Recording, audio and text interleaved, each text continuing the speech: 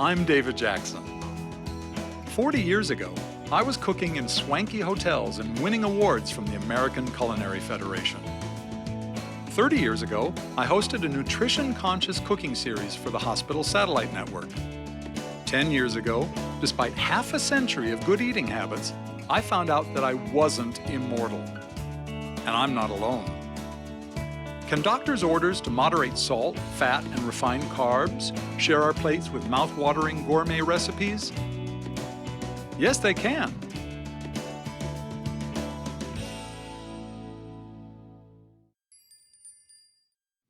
And my mango chicken brochettes make a lot of sense if we like a lot of sweet, hot, tropical flavor in our food. What we do is start with a monstrous chicken breast. This thing is huge. Clean off any of the excess fat. I think this is going to be enough.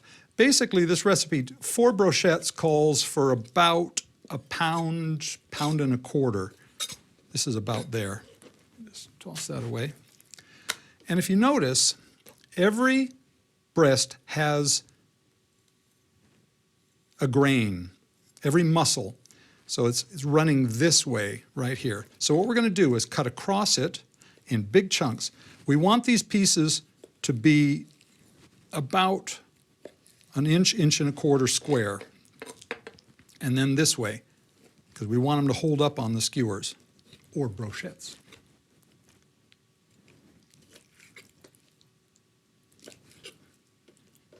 That'll do.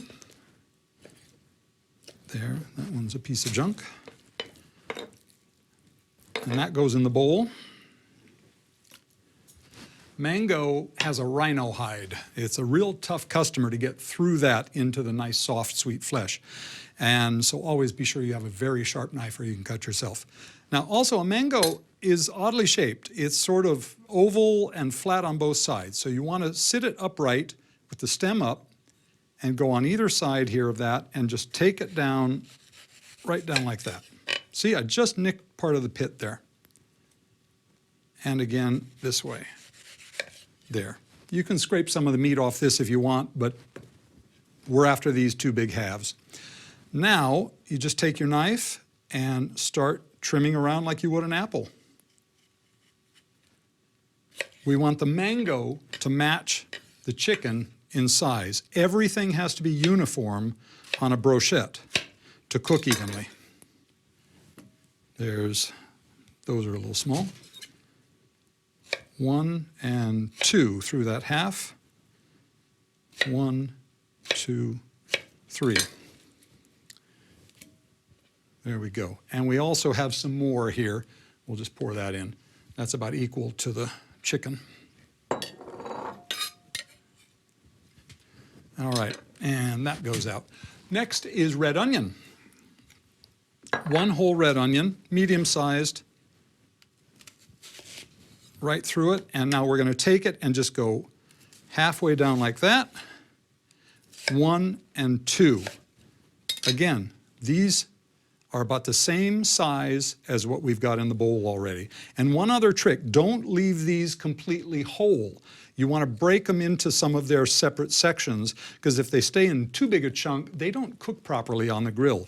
By the time the chicken is done, the onions are just barely starting to get soft, so you want them a little more separate.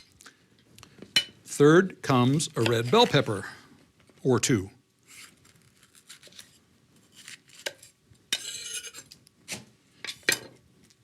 Always get the seeds out if you can. There we go. Same thing, same size, nice big chunks. 1, 2. This is the tricky part. With the onion and the red bell pepper, you don't want them to be bigger than the chunks of mango and chicken, because if they are, they hold everything else up off the grill. When we barbecue, they get charred and the chicken doesn't get done. So again, everything same size. And next is chilies. Ha-ha. Now, this is it. This dish has a sweet, hot flavor profile with the tropical element of the mango. And we do need a chili. Now, you can do this and blow your head off. A habanero, I don't. Just 1 regular Fresno red chili will do the job. So One of those in with the marinade should do perfectly well. Ginger is very, very good, but it does tend to heat you up a little bit. So you don't need to use a lot of it, but in this dish, with the sweetness and the chili, you can go ahead and put half a nub in there, half a thumb of ginger, and it doesn't have to be minced because that's not going on the brochettes. It's just, you know, flavoring up the marinade. Freshly ground pepper, another little level of flavor.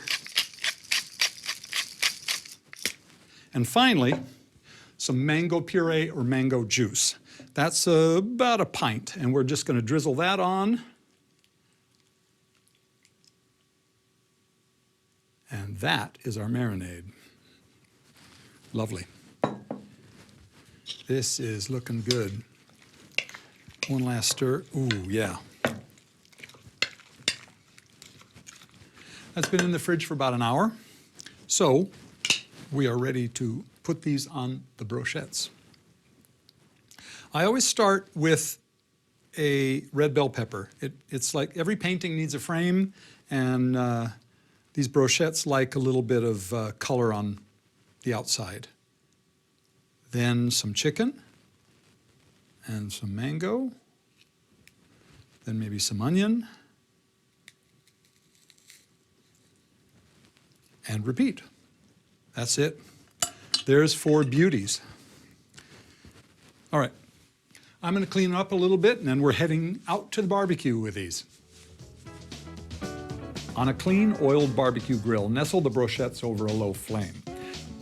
After the first flip, baste everything thoroughly with the reserved mango marinade. Now, the thing to avoid with these chicken and tropical fruit brochettes is rapid charring. Mango is a nutritious source of vitamin C, A, B6, and has plenty of fiber, but it's fairly high in natural fruit sugar, which burns easily. Keep the flame low, turn and baste often, and keep an eye on them. Stop basting before the brochettes are done. The marinade had contact with raw chicken, so it needs a little cooking time too. When the meat is gently firm to the touch, the onions and peppers have visibly softened, and there's just enough flavorful char marks showing, it's time to serve. Fresh off the barbecue and ready to plate. Don't they look good? But we're not going to use a plate. Let's keep in the theme and use banana leaves. How about that? And spread those out beautifully. This is really sort of finger food. So I think displaying them on a banana leaf is excellent. Tropical flavors bring out the best in otherwise bland, lean protein like skinless breast meat for these mango chicken brochettes. Jazzed up with a little fresh ginger and red chili, the flavor is exotically sweet and spicy, without much fat, no salt, and no refined sugar. Your taste buds will thank you for it.